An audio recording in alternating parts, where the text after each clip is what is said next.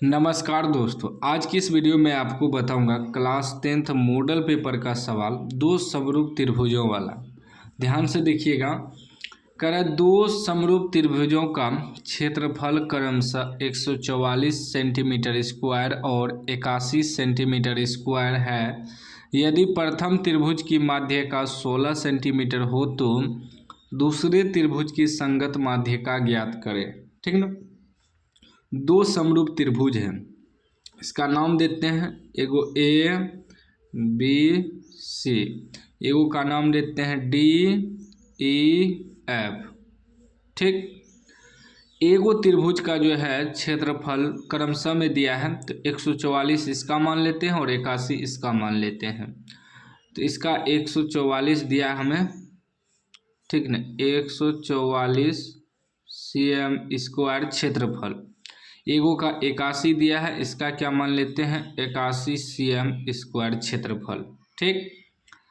अब कह रहा है कि यदि प्रथम त्रिभुज की माध्यिका, प्रथम त्रिभुज ये हुआ, ठीक ना, क्योंकि प्रथम क्रमशः में जो पहले दिया रहता है उसको पहले माना जाता है। तो 144 इसको माने हैं तो प्रथम त्रिभुज का माध्यिका इसे ही मानेंगे।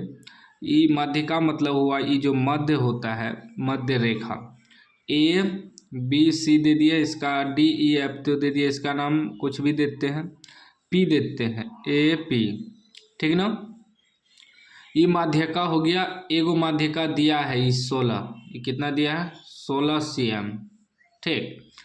हमें कह रहा है दूसरे त्रिभुज की संगत माध्यिका ज्ञात करें। दूसरे त्रिभुज की संगत यानी कि ये जो माध्यिका है उसी प्रकार ये दूसरा त्रिभुज है, इसका माध्यिका निकालना है। ठीक ना। इसमें एस दे देते हैं नाम, डी एस हमें निकालना है। ठीक। एक सूत्र होता है, ध्यान दीजिएगा, इसमें हमें क्या दिया है, देखिए एक सूत्र होता है दो समरूप त्रिभुज के क्षेत्रफलों के अनुपात बराबर उनके संगत भुजाओं के वर्गों के अनुपात। तो यहाँ देखिए संगत भुजा तो नहीं कह रहा है निकालने, लेकिन संगत माध्यिका कह रहा है ज्ञात करने। तो सूत्र वही रहेगा, दो समरूप त्रिभुज के क्षेत्रफलों का अनुपात बराबर उनके संगत माध्यिकाओं के वर्गों के अनुपात हो जाएगा। ठीक ना। देखिए इसमें क्या होता है, मान लीजिए हम एरिया ऑफ त्रिभुज निकालने हैं ए बी सी का क्षेत्रफल अनुपात एरिया ऑफ त्रिभुज डी ई एफ का। तो इसमें होता है उनके संगत भुजाओं के वर्गों का अनुपात। संगत भुजा मान लीजिए यदि हम ए बी लेंगे तो डी ई इसका संगत हो जाएगा, यदि बी सी लेंगे तो इसका संगत ई एफ हो जाएगा, यदि ए सी लेंगे तो इसका संगत डी एफ हो जाएगा। लेकिन यहाँ क्या कर रहा है, संगत माध्यिका निकालें तो ई ए पी माध्यिका है तो इसका संगत माध्यिका डी एस हो जाएगा। ठीक ना। तो यदि हम भुजा हमें कहता निकालने तो हम यदि ए बी लेते हैं, ए बी तो इसका वर्ग कर रहा है तो ए बी का स्क्वायर बटे हो जाता है डी ई का स्क्वायर, डी ई का स्क्वायर। लेकिन हमें माध्यिका निकालना है, माध्यिका निकालेंगे संगत माध्यिका तो लेंगे ए पी का स्क्वायर बटे डी एस का स्क्वायर। यह सूत्र होता है दो समरूप त्रिभुज के क्षेत्रफल के अनुपात बराबर। ठीक ना, याद रखिएगा। तो निकालेंगे एरिया ऑफ त्रिभुज ए बी सी बटे एरिया ऑफ त्रिभुज डी ई एफ। ठीक ना।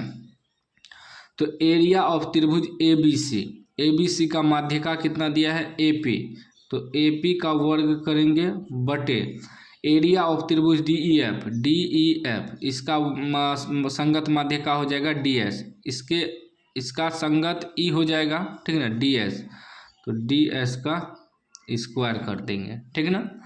अब एरिया ऑफ त्रिभुज ए बी सी का क्षेत्रफल कितना दिया है, ठीक ना, एरिया ऑफ त्रिभुज ए बी सी दिया है 144, लिख देंगे 144 बटे एरिया ऑफ त्रिभुज डी ई एफ का क्षेत्रफल दिया है 81 लिख देंगे बराबर ए पी तो हमें मालूम है 16 दिया है, 16 का स्क्वायर बटे डी एस का स्क्वायर।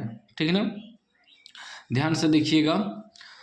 अब देखिए इसका पहले स्क्वायर तोड़ देंगे तो 144 बटे 81 बराबर 16 का स्क्वायर मतलब 16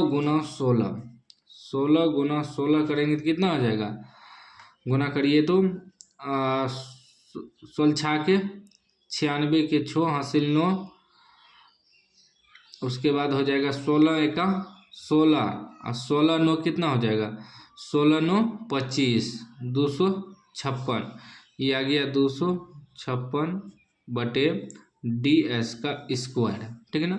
अब क्रॉस मल्टीप्लाई करेंगे, इससे गुना होगा इससे गुना होगा, तो ये हो जाएगा गुना करिए तो इससे ये हो जाएगा DS स्क्वायर गुना 144 बराबर 256 गुना 81 हो जाएगा।